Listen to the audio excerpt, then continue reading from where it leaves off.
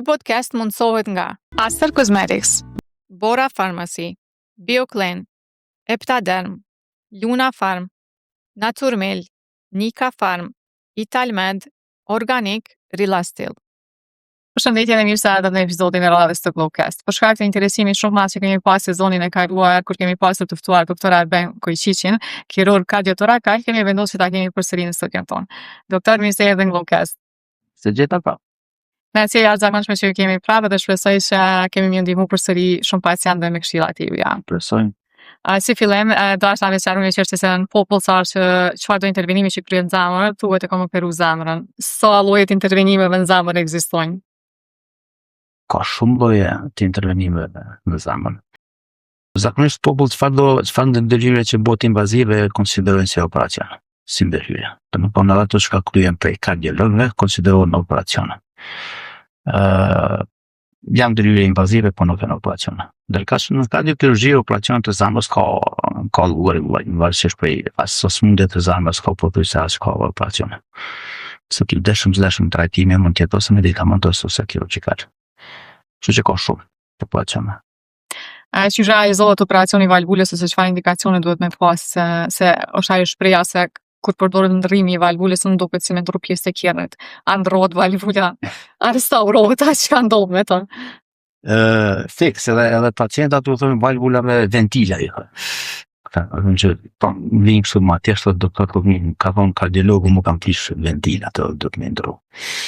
Patjetër që ndrohen valvulat, po edhe reparohen, zemra ka 4 valvula, 3 prej të cilave kanë smundje më të shpeshta, ose po dërgjim më shpeshta, dhe ato pastaj në shumicën e rasteve ne preferojmë të reparojmë, por kur nuk reparohet, bëhet zavendësimi i tyre. Pastaj simptomet janë të ndryshme. Ajo që ka thonë pacientit shkoj tek kardiologu, fillimisht është në gjendja ti shëndetësore, mirë, lodhje, dhimbje, frymëzënie, shtrëngime, ka njerë marramendje, humbje të vetdijes, aritmi të ndryshme dhe gjitha këto së bashku pastaj kërkon ndihmë tek kardiologu, i cili përmes ekokardiografisë bën diagnostikimin e smundjeve të valvulave.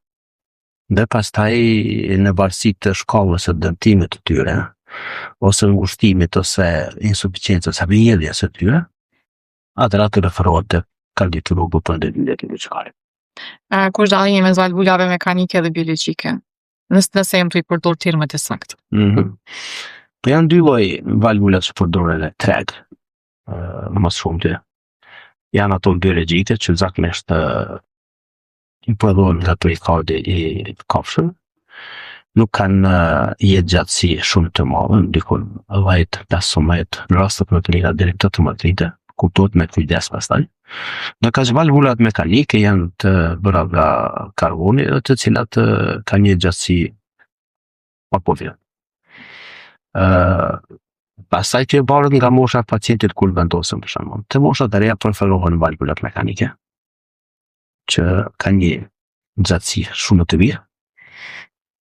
Kuptohet që kujdesi duhet të jetë maksimal pastaj, sepse këto valvula kërkojnë një hollus gjaku që të të mira gjithë ditë dhe ekzaminime të rregullta të trashësisë ose sa të gjakut, që të gjakut duhet të ketë një nivel hollimi më të lartë, disa më të lartë se normale, në mënyrë që valvulat të funksionojnë në rregull.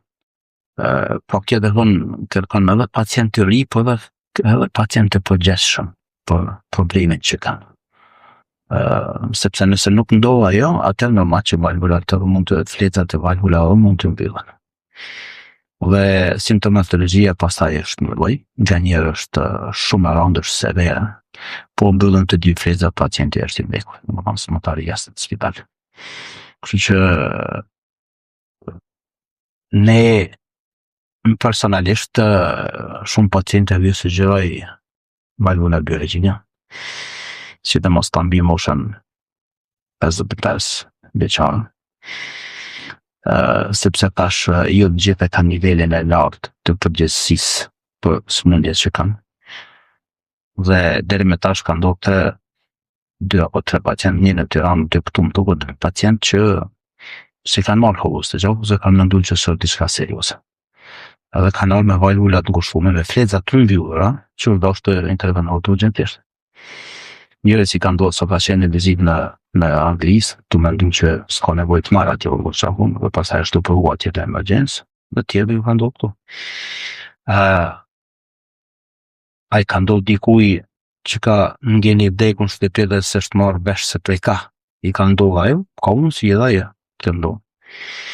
Andaj valvulat mekanike as sa të mira që evitojnë një operacion të ardhmen, do një kujdes më të strikt, më të rregullt. Valvulat biologjike pastaj hovës të gjakut i merr vetëm 2 muaj ose 3 muaj të parë, pastaj vazhdon me një aspirin.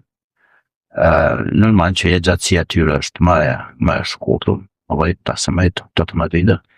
Po nga njerëzit thonë në pacientët që më mirë është 18 vite t'i bësh jetë normale, komode, sepse 18 vite janë shumë, 15 vite janë shumë. Nuk dihet se çfarë probleme tjera mund të kesh, ose mund të ndodhë gjëlirë dhe smiresh me valvull fare. Dhe mbas një kohë, nëse ka nevojë për reintervenim, reintervenon, prap largohet ai valvull, nuk është ndonjë problem, ndonjë tragjedi e madhe. Dhe zëvendësohet dhe prap me një valvull biologjik dhe prap bën jetë normal. Pa u figu nga gjaku i kohë, pa u figu që po harron tabletat, pa prish stilin e jetës fare. A keni raste të shpeshta me probleme të valvulës këtu në Kosovë? Ka raste të mjaftueshme të probleme në valvulë. Kuptohet që ato të bypassit të koronarëve janë më të shpeshta në gjithë kohë. Jo vetëm këtu, po në gjithë botën. Në Kosovë ka mjaftueshëm edhe valvula, sidomos është ajo mosha kur jetët traumatike ka qenë evidente të kaluarën. Dhe pastaj vinë në stenozat të valvula, po ka edhe insuficiencë të ndryshme në valvula që rrjedhin, që janë si pasojë sëmundjeve të ndryshme pastaj të mjeharit, që shkaktojnë edhe tek koronarëve edhe të në infekcioni gjatë ose në karditë, që janë pastaj shumë komplekse. Çka është aneurizmi i aortës dhe kur preferohet kirurgjia? Aneurizmet janë zgjerimet e aortës. Zakonisht aorta ka një dimension maksimal deri në 35 cm konsiderohet vlerë normale. Pastaj çfarë do zgjerimi tjetër fillon të konsiderohet një lloj rrugë drejt një aneurizmi të caktuar. Aorta në moment që arrin mbi 5 cm në pjesën torakale, në pjesën anteriore, ose në pjesën e përparme të aortës, në pjesën e farë, atëherë ato duhet të zëvendësohen. Domethënë deri në 5 cm mund të përcjellet, mund të ndiqet zgjerimi i saj. Edhe kjo varet pastaj prej moshës së pacientit, prej pjesës valvulës së aortës, nëse valvulat janë me fleza të zgjerimi më i shpejt, dhe pastaj edhe ndërhyrja duhet të bëhet më shpejt. Të valvulat e aortës janë me fleza normale, pastaj përcjellet kjo. Nëse zgjerimi i aortës është më tepër se 2 mm në vit, atëherë skepsa klasësh sepse duhet të intervenohet. Dhe të zëvendësohet ai pjesë. Nëse vetëm pjesa e parë e aortës që del ka zemra, pa përfshirë hapi. Por në shumë raste përfshihet edhe hapi e aortës dhe pastaj edhe aorta descendente, aorta torakale posteriore që vjen mbrapa. Mos intervenimi mund të ketë pasojë të mëdha, sepse nuk ndalon zgjerimi i saj. Sa më të lëmta pastaj janë tensionet, as më të larta janë as më i madh është zgjerimi. Mos harroni që të ndikojnë pastaj edhe faktorët gjenetik, edhe faktorët histopatologjik, sëmundje të ndryshme në muret e arterisë, e aortës. Dhe vjen një kohë kur këto aorta pastaj edhe mund të përcaksen, mund të lëshohen. Dhe ato pastaj katastrofa kirurgjikale, emergjenca kirurgjikale, që do të zgjidhen me njerë sepse vdekshmëria është e lartë. Një numër i madh i pacientëve nuk arrin të vinë në spital fare. Ata që arrin në spital dikon 10 deri në 30% është vdekshmëria gjatë ndërhyrjes kirurgjikale që ndodh në shtetin e Shqipërisë. Kur preferohet transplanti i zemrës? Transplanti i zemrës është diçka pastaj e fundit kur asnjë mëri terapie nuk ka sukses. As medikamentose, as ajo kirurgjikale. Në Kosovë nuk bëhet, në Evropë, në shumicën e shteteve të Evropës bëhet patjetër. Edhe kjo do një moshë të caktuar të pacientit, domethënë mosha kufizuese është 62 vjeçare. Në 62 vjeç rekomandohet transplanti, bëhet. Mbi 62 vjeç pastaj nuk transplantohet asnjë pacient, sepse mungesa e donatorëve e dhuruesve të organeve është shumë e lartë. Dhe në bashkë Kosovë nuk bëhet. Nuk ka legjislacion, nuk ka asgjë në atë drejtim. Kështu që tek kësaj pjese kemi kohë rehat. Do një vedie të lartë pastaj, do një organizim të lartë institucional në menaxhimin e këtyre pacientëve, në rrjedhjen e këtyre pacientëve se kush e ka prioritetin, normalisht është një proces kompleks që besoj që me trajnin si po ecën në Kosovë ndoshta i duhen shumë vite. A ka një pacient që ju thoni nuk mund me të operu? Ka, patjetër se ka. Jo që nuk mundet me operu, por nuk operacioni nuk e jap ato që ne dëshirojmë. Dhe normal që kur ka pacienta të tillë, ti s'mundesh me operu, vetëm se mund ta operash. Operacioni tek e fundit është një procedurë teknike. Dhe ti mund ta krysh atë një pacient që ka 100 vjet. Por cilat janë beneficionet të atij pacienti. Do të thotë çdo pacient që të operohet ka lënë për filtra të ekzaminimeve të shumta, të kontrolleve të shumta. Dhe nëse konstatohet që një smundje është e trajtueshme sa i përket përmes ndërhyrjes kirurgjikale, dhe ai pacient ka benefite nga kjo ndërhyrje, atëherë patjetër që ti rekomandon pacientit ndërhyrjen e tij. Po nëse ti e di që një pacient ka një moshë të thyer, ka një dekshmëri shumë të lartë, atëherë se ta operash, nuk ka kuptim të operohet pastaj se maltretim edhe për pacientin ndoshta edhe për familjen. Pacienti duhet të ketë një jetëgjatësi të mirë mbas operacionit të operash. Nuk operon që t'ja shtysh jetën për një muaj, se për 2 muaj, s'ka sens. Nuk bëhet as në botë. Çka është kirurgjia on pump edhe off pump? Po, shumica operacioneve në zemër bëhen me pumpën ekstrakorporale. Pompa ekstrakorporale është ajo që përmes së cilës gjaku kalon nga zemra në këtë pompën speciale, e cila bën oksigjenimin, ngrohjen dhe pastaj e kthen mbrapa në trupin e njeriut. Domethënë gjatë kësaj procedure zemra dhe mushkujt pushojnë. Tash on pump, domethënë zëvendësimet e valvulave, reparimet të aortës, të gjitha operacionet bëhen me pompë. Për shikë dhe bypassit në shumicën e rasteve. Tek ne për shembull në spital tekun bypassit për shembull tikun 90% e tyre bëhen pak po, që do të thotë pacientët zemra punon gjatë gjithë kohës. Nuk ndalen, as zemra as mushkuj, kanë punën e tyre normale fiziologjike. Është një teknikë komplekse që don edhe një uri kirurgjikale të mjaftëtueshme, von edhe nga aspektin teknik, por edhe nga aspekti i një shkencor ashtu, sepse kirurgjia nuk është vetëm pjesë teknike, ndoshta është shkenca më komplekse që me zemrën, sepse aty ti ke anatomin, ke fiziologjin, ke patologjin, të gjitha smundjet i shef, gjitha proceset fiziologjike që ndodhin brenda zemrës ti shef aty në sallë të operacionit. Një zemër që ndalon myra si rekuperohet, domethënë është një shkencë e vërtet me vete që ti ke mundësi vetëm në rastet e operacionit të zemrës ta shash. Dhe normal që ti i dëm të gjitha. Nëse nuk i posedon këto, atë teknika bën shumë e rrezikshme. Dhe nuk bëhet, ka gjithkush për ata nuk bëhet. Do të thotë sot në Evropë qendrat më të mëdha në Europë kanë vetëm 30% të pacientave i bojnë. Kirurgët dojnë të kenë edhe dije mjekësore të mjaftueshme, po dhe kapacitet teknike të sofistikuar që ta kryejnë atë pacient, se nuk operojnë dot një zemër që rrej, në arterën 1 mm, 2 mm, dhe të kujdesesh që zemra mos të dëmtohet. Fatmirësisht unë kam qenë i trajnuar në atë qendra që është bërë vetëm off pump. Dhe sot arrim një kombin 90% të operacion të bën vetëm off pump pa ndërmëzën më fare. Normal që ka pastaj paciente ku jo gjithë pacientët e tolerojnë operacionin off pump, manipulimet e zemrës. Dhe pastaj mund të futesh edhe në post, pra është po një mekanizëm që ti e përdor kur ke nevojë. Normal off pump është më mirë sepse eliminon dëmtimet që pumpa i shkallë të gjakut, kontakti i gjakut me tuba plastike janë.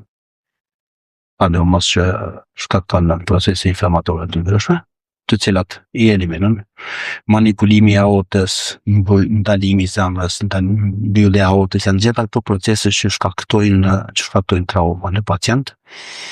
Organet e tjera nga një qarkullim i gjakut që është pulsatil përmes pulsit, kalon në popë në një gjak flow laminar që ndryshon fiziologjiku nga kjo që bëhet përmes pompës dhe normal që pasuret pastaj janë fatmirësisht janë shumë të vogla, por që nëse off pump rreziku për ndonjë iskemi në tru, emboli në tru është 0, me pompën ndikon atë 2%, 3%.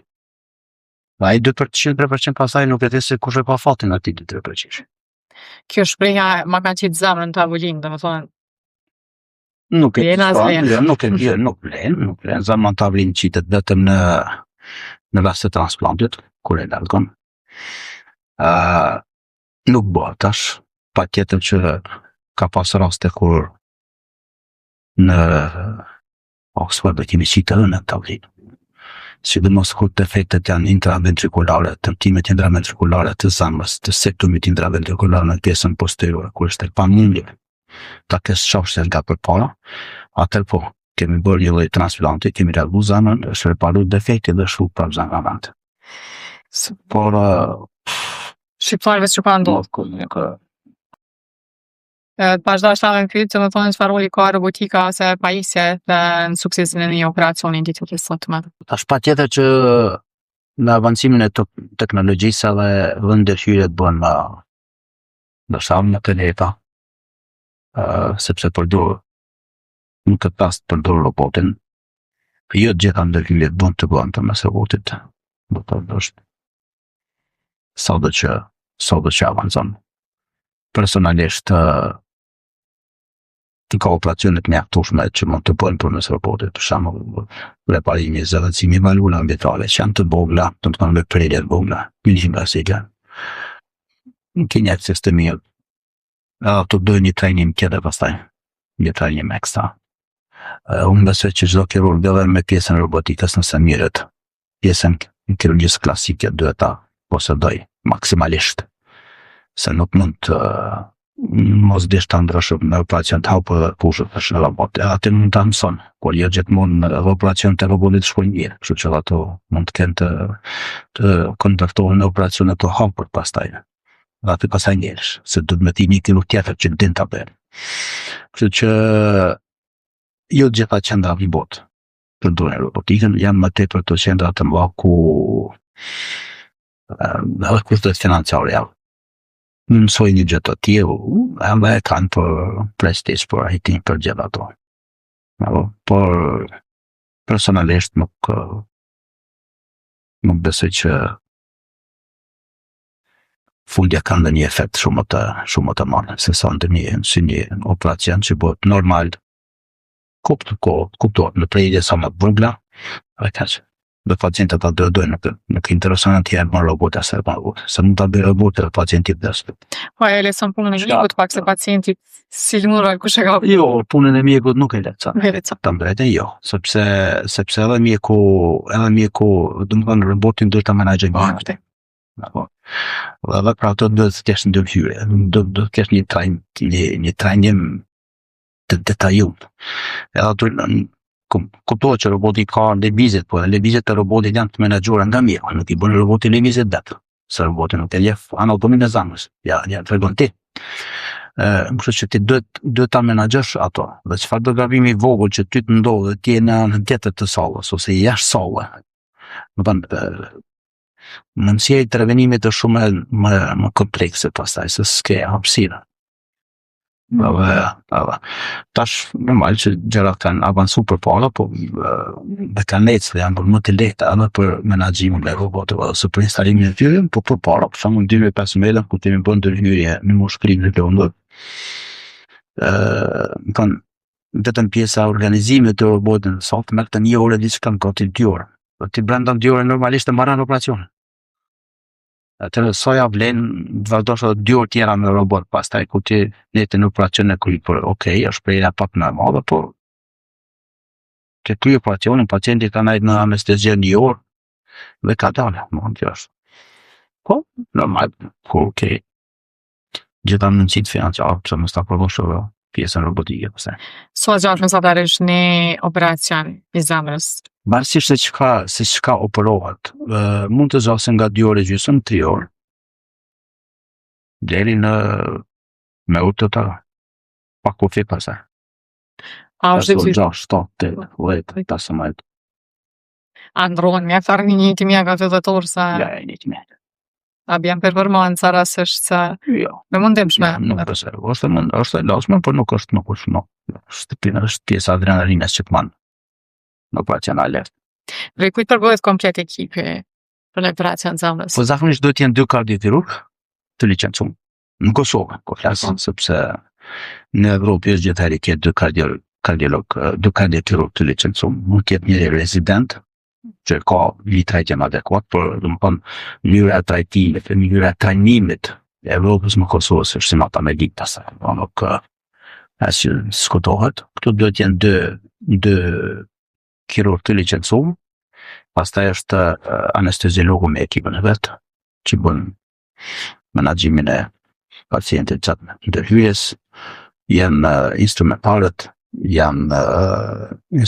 tjera ndihmëse që do të jenë sallë të operacionit, është perfusionisti ose teknikët që mirët me menaxhimin e kontës ekstrakorporale. Më thonë diku në afër 7 veta do të jenë sallë të operacionit që t'jesh integruar mirë. Çka është perfuzioni kardiopulmonar?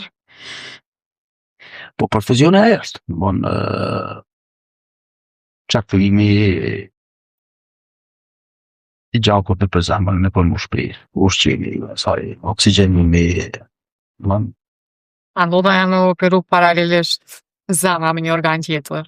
zakonisht mund të operohet me arterë karotide për shembull, në të njëjtën kohë, sidomos kur kemi probleme të sëmundjeve të karotideve, që janë me ngushtime të rënda, atëherë rekomandohet që të bëhet të 2 operacionet në ditë kohë, sepse nëse ti përdor pumpën ekstrakorporale, ajo shkakton ndryshime në tension, në perfuzion të trurit, dhe është më e lehtë që në qenda të ndryshme, besoj edhe kolegët vaskularë në të njëjtën kohë bëjnë pastrimin e ngushtimeve të arterës karotide, në disa raste edhe me anestezi lokale, që testohet pacientit gjatë gjithë kohës ndërhyrjes se mos po i ndodh një sulm këtu.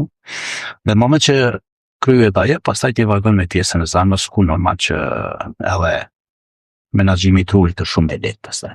A ka për detyrë kirurgu me përcjell gjendjen e pacientit edhe masi që të kryhet operimi? A thjesht thotë të kryej operacionin rregull ditën e vendit? Jo, duhet me përcjell, patjetër. Pacientat vinë operohen për kirurg, të nuk shkojnë të operohen dhe asnjë me tjetër. Është shumë e gabueshme nëse ti vetëm në operon dhe deri pastaj thua okay, unë kryej marr pjesën time tash me këto mirë dikush tjetër. Nuk është korrekte ndaj kolegëve, anesteziologun, reanimatorën. E mirë është trajtimi tjetë si zbor në shumë qendra të botës, bashkarisht. Është kardiolog me reanimatorin, me anesteziologun, dhe bëhet përcjellja e këtij pacientit për 2 ditë të dashme, ose 3 ditë të dashme reanimacion, ose as sa ka nevojë në reanimacion tek të fundit.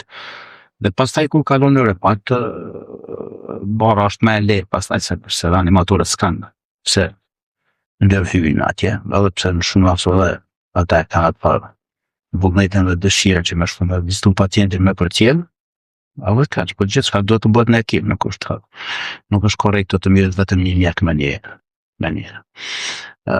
Është shumë e gabueshme që tu shka marrë operacionin tashmire të keq. Po nuk guzon me ndodh. Cilët janë faktorët që rrisin rreziqet operative? Po, rreziku i operacionit është sa më problematik, ose sa më shumë sëmundje patologji të ketë pacienti para operacionit, aq më rrezikshëm është operacioni. Ata janë këto Euroscore që mosin rrezikshmëri e sëmundjeve. Kjo ke pyetja e radhës. Po, një pacient që ti ka vetëm problemin me zemër, por nga mushklit është mirë, nga veshkat është mirë, nga mëlçia është mirë, s'ka asnjë të kaluar tjetër, jo duan tërës, jo diabet, që është shumë prova pacient ashtu kështu, klasën për një pacient ideal, atë normal që rreziku i këtij operacione duhet të shkojë diku tek ne për shembull është diku 1.5%. Në rastet më komplekse të valvula dhe ndryshimit, zëvendësimit dhe reparimit të valvula mund të shkojë deri në 3%, por kaq është rrezik. Një pacient që vjen në gjendje të rëndë me sëmundje të ndryshme të zemrës, komplekse, me funksion të ulët të zemrës, në sëmundje karotide, me diabet, me duhan, në sëmundje të mushkërisë, atjetër që rrezikshmëria është shumë e lartë pastaj. Nuk flitet më për 2%, 3%, por flet për 10-15%. Infeksionet të zemrës pastaj kanë 30-40%. Gjithçka varet nga sa është i shëndosha i pacient, përveç problemet që ka me zemrën, që është të zgjeshme pastaj. Cilat janë komplikimet më të shpeshta që ndodhin mas përfundimit të operacionit? Komplikime ka të mjaftueshme. Mund të ndodhë, mund të ketë komplikime të mjaftueshme. Fatmirësisht tash si ekip, nga 2013 deri sot asnjëherë dëshmëria teknike nuk ka kaluar 2.8%.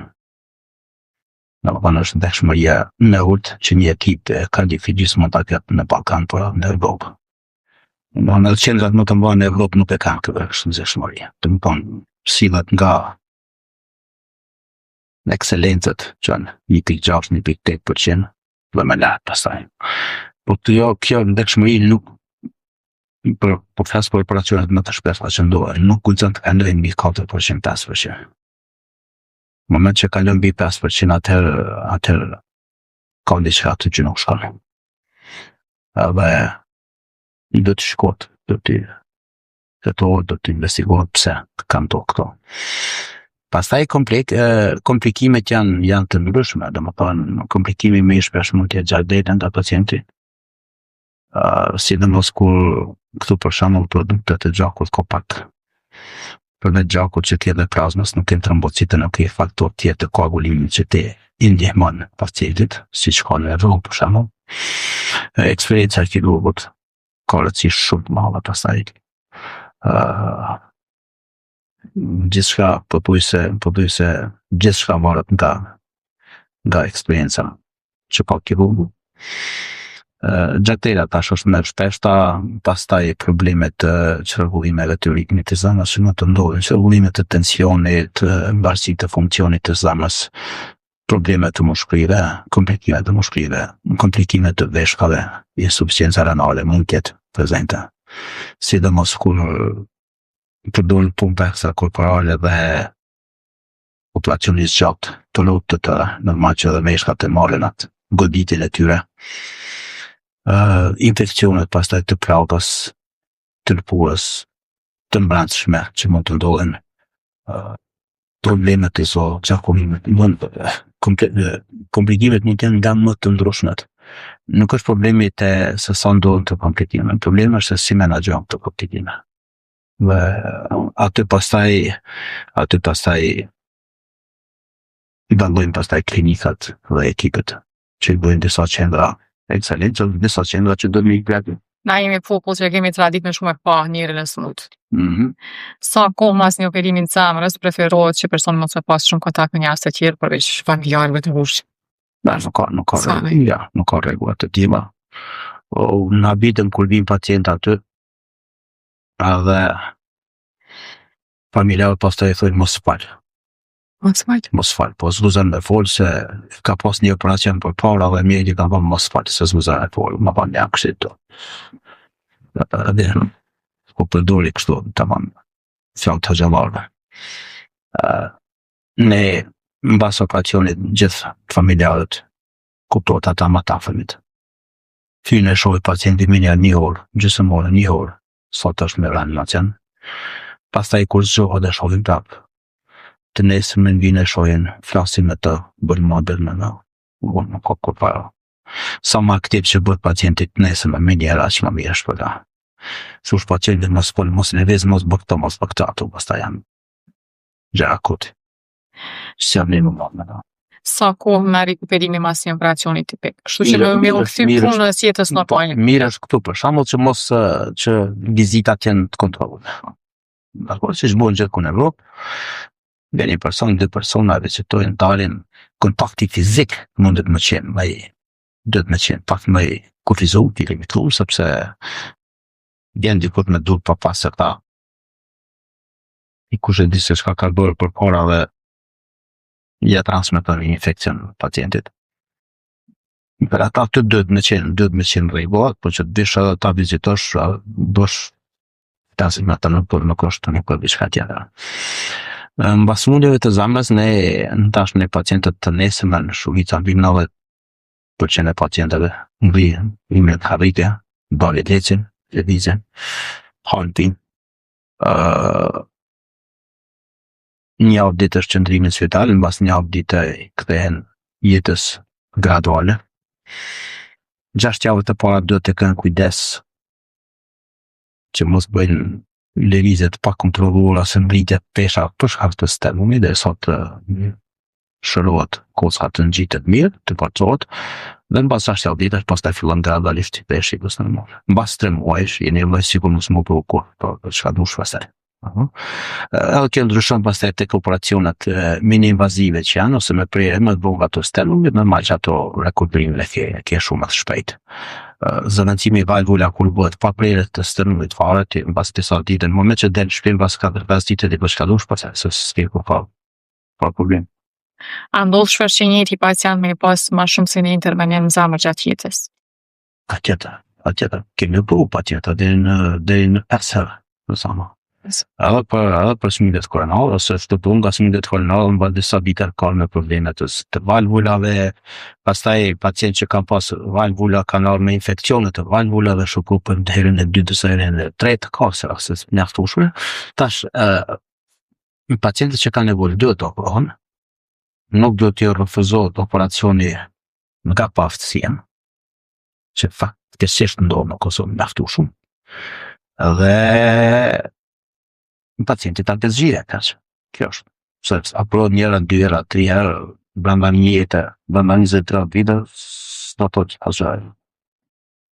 A përdoren imazhëritësit CT-ja ose MRI-ja për diagnostifikim të rasteve kur duhet me operu dikon ose për me marrë vendime se përdoret edhe CT-ja, por edhe rezonanca magnetike.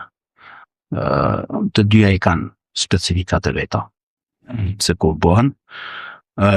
Zakonisht për shembull për sëmundjet e aortës CT-ja është më mirë, me kontrast, motin dimensionet, mot gjatësinë, e shen gjitha aortën nga zemra deri tek këmbët poshtë. Tani planifikim afërsinë mes stendumin, këmbët të ndryshme që ndihmojnë për procese për operacione mini-invazive pastaj. Do thonë, atje janë ekzaminime shtesë që duhet të bëhen, nuk ka nevojë të bën të gjithë pacientët, por në raste kur ke patologji të ndryshme patjetër që bëhen. Tek një informacione të mjaftueshme për mushkilin pastaj. Kanë ndodhur ose kanë posë ose kur pacientët kanë ardhur zemër dhe kanë posë diçka tjetër, ose kanë posë diçka tjetër ka dalë problemi zemrës. Do të ata tash operacionet pacienti nuk futen sa autooperacion pa kalu një filtr të strikt të ekzaminimeve që operacioni të jetë mirë dhe që mos dje bie fjala mbas një viti me një patologji tjetër kur ti mund ta adresosh mirë në kohë. një kilo pacient sa pacientat të sot, sepse të konsultat shumë. A është i sigurt intervenimi në zamër të pacientët që vujnë prej kancerit, edhe që janë në terapi aktive? Në patjetër që është i sigurt. Te kanceret vetëm se duhet janë ato që tash në fillim që në pyta ka ndonjë pacient që i thoni jo, këto janë rastet për shembull një nga rastet kur ti e bën një balans se ja vlen të përët apo nuk ja vlen të përët ai pacient. Nëse ti konstaton që jetëgjatësia e këtij pacienti është shumë e shkurtër si pasojë e kancerit, se sa nga problemi që ka me zemrën ti s'ke nevojë ta bësh. Pse ta bësh? Domthon, vetëm se mundesh nuk është të sjellë, është edhe etike, është komplet e ndaluar pastaj. Por nëse ti ke një pacient që ka një kancer që është nën kontroll dhe në konsult me kolegët, me onkologët, me pjesëmarrën e pneumologët, ose me një tjetër, dhe nga ai smundje pacienti ka, nga ai kancer pacienti ka një pritshmëri të jetëgjatësisë 4-5 vite, dhe të anën tjetër ke një pacient që ka koronare 90%, patjetër që ky pacient do të vdes nga koronare, nuk do të vdes nga kanceri. Do të normal që do të operosh atë pacient. Nuk mund të më thonë pacienti që ke kancer, po ai se kimë vden nga kanceri mbas 50 viteve, tash so po janë nga zemra. Sa nga zemra mund të vdes nesër, ose mbas një javë. Do thotë, për ata ndërhyrjet që bëhen duhet të jenë multidisiplinare. Nuk mund ta trajtosh një pacient nga zemra kokë në vete. Do thonë se po të kushton. Nuk bëhet. Fatkeqësisht bëhet kusht solush, por si ide në guxon të bëhet. Do konsulta ekipet specializuar që të kesh edhe rezultate, pastaj të mburrosh me diçka se veç operacion pastaj. A bëhet operimi i zemrës gjatë shtatzanisë? Kur është ndikueshme, po mund të bëhet fatmirësisht në raste të ralla. Mund të raste shumë të rënda të komplikuara, se pastaj ke të bësh me vyjet, jo vetëm me një. Do ta shpëtosh edhe në fëmijën. Por që po, kemi pas raste të tilla dhe në shkollë mund të kalojmë pa ndonjë problem. Po kujdesi po për do të jetë defish, maksimal, se po. Të gjësia është normal. Janë mosha 3 aty pastaj. Operimet e fëmijët i bën specialist tjetër apo i bën jo? Jo, operacionet e zemrës tek fëmijët bën nga kardiokirurg që janë të trajnuar në pediatri. Domthon, është gabim nëse tenton dikush pa pas në trajnim, me 1 muaj trajnim ose me 2 muaj trajnim, siç ndodh këtu tek ne, që unë hyj edhe bëj fëmijë apat, nuk bëhet. Edhe eksperienca në rastin e fëmijëve tek operacionet e fëmijëve edhe duhet të jetë disa vjeçare. Me një kurs 1 muaj ose 6 muaj nuk opero fëmijën, nuk guxon të ndodhë. Do të kesh minimum në 5 vite, 6 vite eksperiencë në pediatri, që të ushqon mund të bëj zhvije për patologjinë pediatrike, sepse është më komplekse, është shumë e ndihshme, dhe trajnimi duhet të jetë maksimal. Në habite me kolegët që thonë për hapën kirurgjinë pediatrike, se do të lehtë në tonë. Se në ato fjallë pralla me mbret. Nuk thonë specializimi veçantë. Patjetër që është specializimi veçantë. Ti mbaron kardiokirurgjinë, po ti duhet të kesh një eksperiencë në pediatri, ti duhet të kalosh vitet e tëra në qendra ku bën fëmijët operacione. Domethënë në mbikëqyrjen e dikujt tjetër që ka përvojë. Patjetër, dhe ti nëse të bën fëmijë, pastaj do mirë vetëm me fëmijë. Sepse ashtu ka rruga. Në mund ta operosh ti një bypass sot, ose çdo ditë operacion bën operacion e zemrës të të rritur, të vënia në vetë shkon operon një bebë atje 7 muaj ose 3 muaj. S'guxon më ndon, ku ndodha në Evropë. Kështu që min operohen patjetër, mbaron specializimin e kardiologjisë, se edhe këtë specializimin që unë kam mbaru, kam bërë edhe kirurgjinë pediatrike. Por që të vazhdoj të kryej operacione pediatrisë, mund të ndoshin edhe 3-4 vite të tjera të kaloj në qendra. Se nuk më dështi mas një muj ditë me da më kam po për edhe fëmijët. Apo është një lidhje, është mashtepës. Që se kemi probleme në Kosovë. Pse keni bashku kirurgjinë torakale me Kardiochirurgjina, a se me sa e di nuk e kanë gjithë? Jo, nuk e kanë gjithë. Në fakt, në Evropë po pyet se ka askush. Në Ballkan se ja. Ky është trajnimi që është në Britaninë e Madhe dhe në Shtetet e Bashkuara të Amerikës. Ku është trajnim ku ti bën zamër, bën mushkëri në të njëjtën kohë. Dhe i bën të dy patologjit sepse janë të ndërlidhura njëra me tjetrën. Se Dhe pravash, më kujtoj tash një shprehje që përdorin shqiptarët boll pas ke kryq shkollë. Po do është me Leon. Shkolla, po nuk është mjaftueshme. S'është kur boll, po është mjaftueshme. Po tash më dëgjoj, dikush mund të thotë pse edhe pjesën e zamrës ose pse pjesën e mushkërisë. Tani nëse kalojmë tek mushkërit për shembull, ndërhyrjet e mëdha që bëhen në mushkëri, sidomos tek kanceri. Sidomos kancerat kur janë në pjesën qendrore, afër arterieve që dalin nga zamra dhe që futen në zamrës. Po mos ta kesh edhe kardiochirurgji, nuk gëzo ti ngusa shos. Dhe për ata që u pranon askush në Ballkan. Mas në Kosovë, as Shqipëri, as në Buzë të futen atë. Sepse ndodh që nganjëherë duhet të futesh në brenda në atrium ta shkoqësh kancerin, ta shkoqësh arterin. Dhe nëse nëse keni trajnim edhe të zamrës, se do bësh. Duhet me tini kardiochirurg, pastaj më me një të kokë aty me divu. Ja ka i kohën apo se ka kohën ku ti je në operacion dhe nuk e din se çka i ka bën atë dhe këndo. Kështu që është mirë në pas. Pse pa?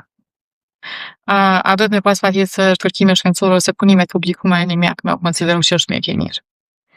Jo. Nuk punimet shkencore më tepër janë të pjesa akademike, hyn të pjesa akademike. Por që t'jesh mjek i mirë s'do të thotë që ti ke një doktoraturë ose ke marrë një letër doktoraturës ose ke marrë një titull profesor, siç e kanë për të vlerë. Po në fakt janë teori. Të merë. Domethënë, po flas për Britaninë e Madhe për shembull, patjetër që ti duhet të publikosh, duhet të lexosh, të shkruash, ti dish të gjitha. Por kjo sa më shumë që miresh me pjesën shkencore të saj, aq më shumë pastaj do jesh larg spitalit dhe larg pacientëve, sepse miresh me pjesën akademike pastaj. Dhe me pjesën klinike që pacienti të intereson ai mjek që din ta kujt punën, që i ka një uri të mjaftueshme. Jo që i ka dy diploma të doktoraturës dhe një të profesor Lokut dhe nuk dhe fa bëj një ndërhyrje. Ose të pacientit pasaj shkon shkup se zbohet Kosovë. Dhe ka së nënë tjetër të titull në profesor. Ku ndodhaj? Nëse ke titull në profesor në pjesën klinike, jo në pjesën akademike, se mund të jeshte profesor edhe pjesës akademike kur në lexon libra ose shkon në artikulet. Po nëse punon në spital, nëse je kirurg dhe ke titullin edhe një titull akademik, atë ti do të jesh ndjenjë të bësh pacientë çfarë vështirë. S'ke nevojë për qendra tjera, as për spitale tjera. Nuk kesh nevojë për teknologji, po jo për dije. Se është maksimumi i dijes që. A ka nevojë me pas shumë mjete për një operacion të zamrës? A është çështje e kostos? Për shembull, me operu dikon përveç se kirurgut, a duhet me zgjedhë edhe spital që i ka mjete? Patjetër. As sa është kirurgu i rëndësishëm, asa është anesteziologu i rëndësishëm, se mos harrojmë që ne po flasim vetëm për klima, po ne po mendojmë që operacion të zamrës është vetëm kirurg. Okej, kirurgu është puna aty. Por nëse ti bën një operacion të zamrës në një spital, ku anesteziologun e ki pa përvojë, ku reanimatorin e ki pa përvojë, ku infermierët e ki pa përvojë, ku s'ke reanimacion intenziv 24 orë me staf ekselent ti, ka të opërën. Se pacient nuk s'ka si shpëton ai pacient. Dhe brata kardiochirurgjia është shumë komplekse dhe duhet të kryhet në spitale ku i kanë të gjitha kushtet, edhe pjesën teknike, aparatura sofistikume, por ku e kanë edhe stafin e trajnuar, stafin e licencuar dhe staf me reputacion nuk në ty, me se ja pa një spital dhe po projekte të zemër. Ka në Kosovë, nështë? Po pastaj tek ne është dëshmëria 2%, në tjetër është 20%. A i pa ditë të është? I pa ditë. Mjekt. A kërkon dikush llogaritë na me thonë pse më vdes familjari? I kërkojnë llogari, po fatkeqësisht janë llogari Në bazë emocionale. në bazë emocionale janë llogaritë nga mbushme. Dakor? Patjetër që në spital edhe vdesin pacienta. Nuk besoj që ka mjek që ka dëshirë me i vdek pacienti. Kur një operacion shkon mirë, normal që familjarët gëzohen. Po është sukses i tyre. Po, ndërsa më shumë gëzohet edhe mjeku. Ai mund të mos ta shpreh. Po, patjetër që gëzimin më të madh ka mjeku se ai familjar. Sepse në ato 5 orë, 6 orë, ka përdorur gjithë dijen e tij, po këtë 15 vite, 20 vite të hundit. Tash vjen një familjar dhe thotë pse vdiq pacienti, kjo është ignorancë komplete. Nëse din se po është opëru, patjetër që nëse ti shkon si pacient dhe operosh në një spital ku vdekshmëria 40% atëherë, s'po flet aty për dije, po flet për mungesa të plotësuara në gjithçka qytetës. Një pacient që den me një rrezikshmëri shumë të lartë, patjetër që edhe mund të vdesë. Ti s'është më thonë ti pse vdiq, sepse pacienti vdek edhe në Oxford, ka vdekur në Budapest, vdekur në Paris, edhe në Berlin, vdekur në Prishtinë. Por kur pacienti bëhet gjithçka për ato, atëherë humbja është për familjar patjetër, po është edhe për spital, është edhe për mjekët. Sepse të fundit standardi ose cilësia e një mjeku varet në rezultate. Nuk varet se çka bëj unë. Nëse unë operoj çdo ditë, thon po operoj, po në fund nga 100 pacient ka vdekur 40, ti aty kot. Ti nuk je mjek, ti aty po bën krim. Prandaj nuk ka mjek që dëshiron pacienti të shkojë keq, kur shkojnë keq pastaj, ose kur ka vdekshmëri të lartë, pastaj aty do të intervenohen. Sepse ka dikun është ka çalon diçka që pse ato rezultate po shkojnë keq, dhe aty do të ndërrojnë shteti pastaj. Sepse për ata ekziston një mekanizëm, një kontroll i rezultateve, po faktikisht ne nuk mirë të pushojmë rezultate. Apo rezultatet e para në kardiokirurgji, për Kosovë, për Shqipëri që i kemi publiku, ka qenë ne. Unë fatose dhe besni kërëzën, në të e parë, kur të mi publiku, pas taj gjithë hapshin kokën qka ka ndohë, pse si. Po të regojnë ta që ju vdesin 2% pasja, për normal, që bitë në të regu. Dhe, klinika tjera zëvëzoj të njëra ato rezultatës, që këtë mërshme. Që me pacientët, patjetër, të të informohen, dhe shtetit dhe të informohet.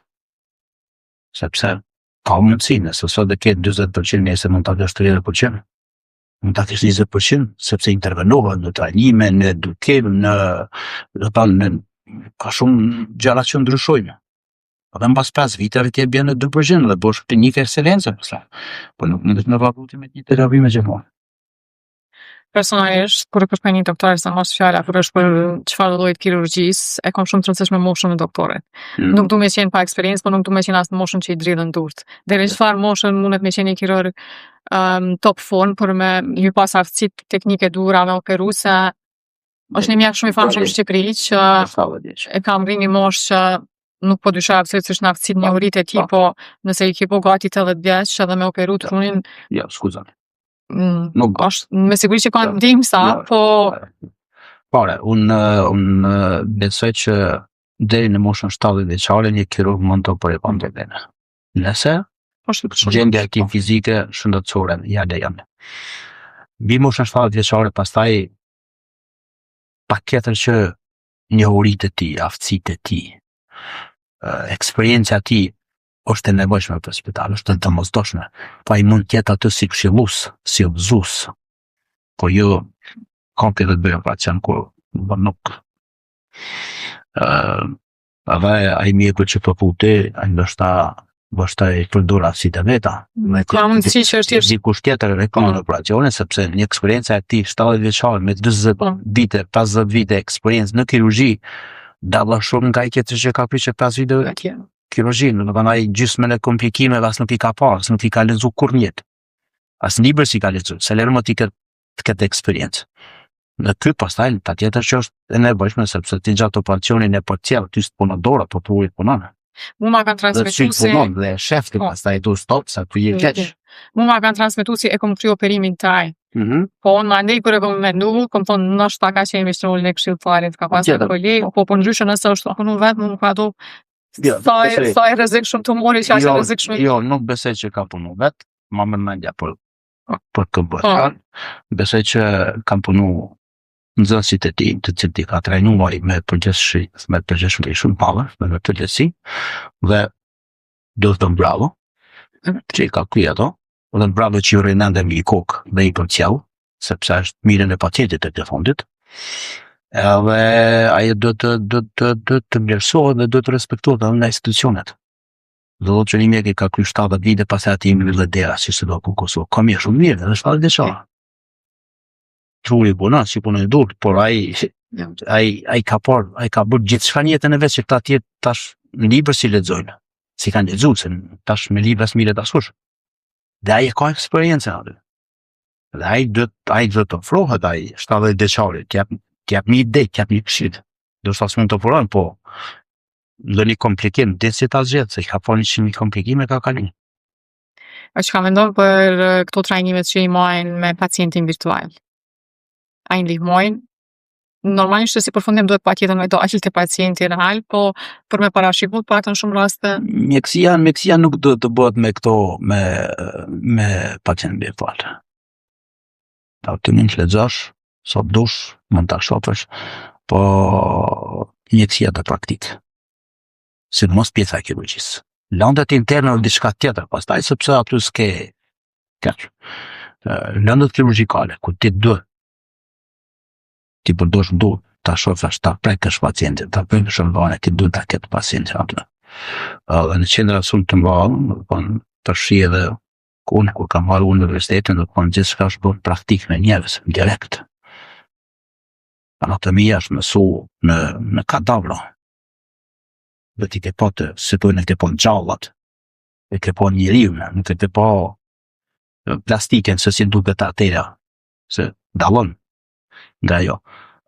Kur ke mësuar të bësh injekcione ke bërë në pacient të gjallë. Dhe aty ti e merr aft trajnimin.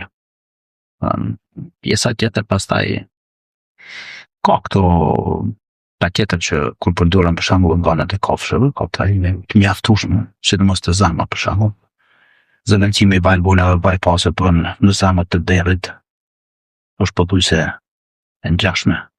Por kur e trajnon një specialist gjatë një operacioni normal, ti ke rezidentin dhe ti si të nga njëri ka për dorën, stop, është tjetër ndjesi, tjetër të pësh në një zemër që i ka nga një derë aty dhe mban aty dhe hajtë përgjësia zero aty, që më tonë. Tjetër është kur e sheh aty, kur e din që pacienti është gjallë, tavolin. A kemi nevojna me shumë Shqipëri ose Maqedoni sa i përket operacioneve të zemrës? Jo, kategorisht jo. Nuk ka operacion i zemrës që kryhet dikun në një spital. Për Shqipëri e Maqedoninë nuk s'po diskutoj parë. Por nuk ka një operacion i zemrës që kryhet diku në Evropë, përveç transplantit që nuk kryhet në Kosovë tek ne. Në spital të unë, po flas. Nuk po flas për diku tjetër. Dhe sot asnjë pacient nuk duhet të shkojnë në Shqipëri. Ka mjaftueshëm që shkojnë. Ka arsye të ndryshme pse shkojnë, pse drejtohen atje.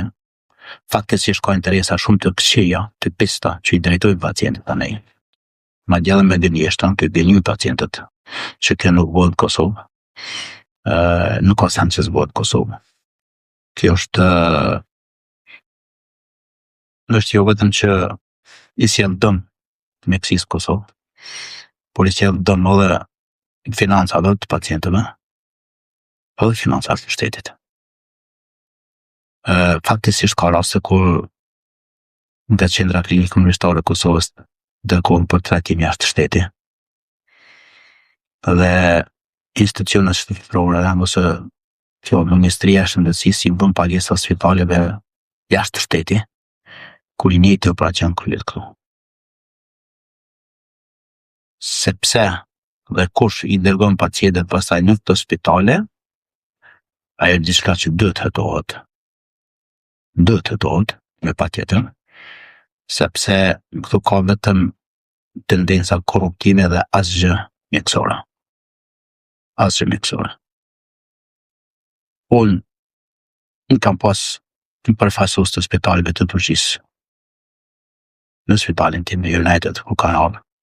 Dhe më kanë ofruar që për çdo pacient nëse e dërgoj në Turqi për shërim, 20% të asaj shume që pagun pacientit ta heq. Dhe unë aty kam kuptu pastaj pazari që bëhet kur pacientët dërgohen në qendra të tjera. Dhe kjo është e tmerrshme, kjo është e turpshme të ndodhë. Nuk guxon të ndodhë. Se çka është ka bërë Ministria e Shëndetësisë, atë nuk e di, por dikur do të japë përgjegjësi edhe Ministria e Shëndetësisë, edhe për këto raste. Është e papranueshme që 20 vjet mas lufte, Kosova mos ketë kuadër që t'i trajtojë gjithë pacientët.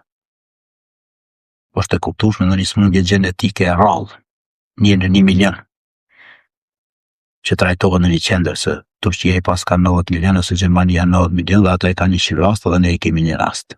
Në rregull. Por të qohet pacienti të dërgohet jashtë Kosovë, në Shqipëri, në Maqedoni, edhe pse Shqipëria është prapë jona, në Maqedoni, në Turqi, në vende tjera, për operacione që kryen këtu, se dikush përfiton. Kjo është, këtu ka punë. Këtu duhet punoj e Turqia shumë. Sepse ato lek më mirë është të mbjellin në Kosovë, ku ti trajnohet statet, ku paguhen taksa. Dhe jo taksat e mia ti dërgoj në spitalin në Turqi. Për një smundje, për një operacion që e kryen këtu. Nuk zën mendohet. Nëse ke mungesë të një mjeku për ma shëndollin e pacientave fatkeq me leukemi, 20 vite s'ke pas mundësi si shtet ta krijesh një onkolog që mirët me transplant të medullës, të paqes e kurrizit, ka të më të madhe për këtë shtet, për këta ministrat shëndetësisë si kanë qenë deri sot këtu. Dhe patjetër që shtetet më lehtë, më lirë i kushton që ai mjek të vije këtu, t'ja kryej procedurën, se sot shkon atje dhe t'i lën 100.000, 200.000, 300.000. Edhe të shtetit për të familjeve që i shkatërrojnë komplet. Dhe pastaj kthehen edhe pacientat e vdekur. Do të thonë që këtu ekziston një band mafioze e dërgimit të pacientave jashtë shtetit, ekziston, por në këtë do të merret prokuroria pastaj, se kjo s'ka të bëjë vetëm me mjekësi, s'ka të bëjë fare. Për zemrës po flasim pastaj, se për zemrës s'ka nevojë të shkojë as një pacient kur transplant zemrës, as të nuk i bëjnë pacientit të Kosovës transplant zemrës. Përveç nëse paguhen 100.000 euro. Dyshë s'bëhet. A mendon që sigurimet shëndetësore kanë me përmirësu gjendjen, a thjesht ka mu vjedhë dhe aty? Po tash sigurimet shëndetësore, me sa kam lexuar, kanë qenë dashur të implementohen që nga 2014. Arsye pse si kanë implementuar vetëm ti tash. Dakor? Nëse sigurimet shëndetësore bëhen në atë mënyrë që të marginalizohen institucionet shëndetësore të Kosovës. Dhe këtu kur po flas për institucione private, që edhe këto janë të Kosovës, nuk janë të dikujt tjetër. Se taksat më të mëdha shteti i mbledh nga institucionet private, jo nga institucionet shtetërore, nga shteti, s'ka çka mbledh. I mbledh nga privati. Atë nëse ti këto institucione i marginalizon dhe bën disa sigurime që pacientët që mund të nxohet trajtimi jashtë shtetit ti polun, ti më mirë se bë fare. Asgjë si e ka bën fare. Sigurimet shëndetësore duhet t'ia mundësojnë pacientin edhe zgjedhjen e spitalit, edhe zgjedhjen e mjekut. Po ajo duhet të jetë brenda veti, brenda vendi. Nuk të pagun për çef. Shteti gjerman, një pacient, ta operon në një shtet tjetër. Pa u shterë të gjitha mundësitë e atij trajtimi në Gjermani. Nuk ka shans, ose në Angli. Nuk ka shans. Dërgon institucioni shëndetësor i Britanisë pacient të operohet në Gjermani, nëse e njëjta gjë kryhet në Angli. ti mund të shkosh privatisht ku dush, se për çakt të shkon edhe një çaj e pi në Turqi. Por është jotja private, por jo me parë të shtetit, jo me taksat e mia. Dhe nëse sigurimet shëndetësore, siç kam dëgjuar, që do bëjmë mbulesjen e këtyre shpenzimeve, por dhe do të ketë mundësi kontraktuale me spitalet private, kundër një çmimi pastaj, që është normale, sepse ashtu e kanë të gjithë në botë. Nëse ti ja vjen një çmim kësaj 10 euro mbi fjala dhe ti e kryen 10 euro si në shtet, por në privati ty 10 euro mbi këtë 10 euro ti kërkon edhe 2 euro për kushtet e tjera, atëherë është e jotja nëse ti si pacient don të japësh ato 2 euro ekstra dhe ta bësh një shërbim superior. Mbi fjala. Atëherë është diçka tjetër. Por nëse ti pacientit të thuaj jo se në privat unë ty nuk mbuloj, ti pja u pa ti një të drejt, legjitime, që e ka çdo taksapaguesi i Kosovës, ta marrë shërbimin më të mirë brenda vendit. Dhe nëse jo brenda vendit është e drejta jote si ministri, si qeveri, t'ja sjellësh ekspertin këtu më. Këta pa fije tubi, çdo ditë ambulancat ishe në kufi Kosovë Maqedoni. Kjo është të mërshme. Dhe faktikisht, ju ka ecë 20 vite, uroj që mos t'ecë tash, sepse dikush do të japi përgjegjësi edhe për to. Miliona euro largon nga Kosova për trajtimin e vendit. Miliona euro. Është krim më të madh, shteti nuk i bëhet se kjo. Plus që ti nuk po zhvillon shtetin, nuk po zhvillon mjekësinë tonë, se pra ai je i fundit në gjithçka. Je i fundit në arsim, je i fundit në mjekësi. Në të gjithë secili çka do që bëhet e mirë në Kosovë bëhet nga individi. Bëhet private, se unë kam studiu nga 18 vjeç jashtë Kosovë, se ai tjetri vazhdon me studiu jashtë Kosovë, individuale, se shteti s'jap 5 lekë për ty. Dhe kjo është gjëja më e mëshme që këta kanë bebuar që 20 vite të bu. Kemi pas shpresa që po bëhet diçka ku më sa duket. Që të marrë vetin e sigurimet shëndetësore, që e përshëndes bari ta, se të isha do të me leju me zjedh unë ku të më shute mjeku. Pa tjetër. Edhe dhe kështë tjetë të pyt. Normalisht du shkën pyt se jënë paret e mija, edhe nuk jënë pak pare. Dhe përshindjen që kanë caktush, si me pasë një taksa ekstra, një taksa ekstra. Nëse ti pagun taksa për shërbim shëndetësor, të detyrueshme, atëherë ti duhet ta kesh drejtën pa diskutueshme që me zgjedh mjekun dhe institucionin brenda Kosovës ku ti po dënon në shërbime. Nuk mund shteti me ndëdru me shku te ai që ka dalë sot nga banka e shkollës. Se ashtu po do shteti, jo më le ta shën familjarin e vet, po jo mu. Unë për një intervjuerje dëshiroj këtë kirurg që punon bie fjala në pej dhe shkoj taj në pej. Dhe ti si shtet ke ma pagu, sepse janë lekët e mia të levundit, në vjetuat, janë mirë. Edhe është përshindje ko gjalla. Pavarësisht përgjigje, sepse dëgjoj, mjekësia është e shtrejtë. Mjekësi falas, kjo është një iluzion. Jo, kishte më kthy vlera që atë sa ke pagu. Absolutisht. Po, me pretendu mjekësi falas është iluzion. Nuk mbahet mjekësia falas. Ne kemi që gjithçka falas me po. S'ka falas. Dhe të pagush. Por unë kur paguin du me marrë më të mirën pastaj. Është një lloj sikur në restoran kur shkon ti paguin, dhe me hangë atë që kërkon, jo ai çka të sjell atje, se do të në këtë meny e kam edhe ti do peshk, jo unë ta sjell qingjin, jo mos du peshk këta. Se pra ta për paguj. Dhe nëse ti këtu paguin shërbimin shëndetësor, unë du ta marr mjekun më të mirë, institucionin më të mirë, dhe nëse duhet paguj ekstra, nuk e kam problem, por unë du të shkoj te ai, po ti nuk ma kufizon ti mu drejtën e zgjedhjes së mjekut, sepse është e drejtë legjitime çdo pacienti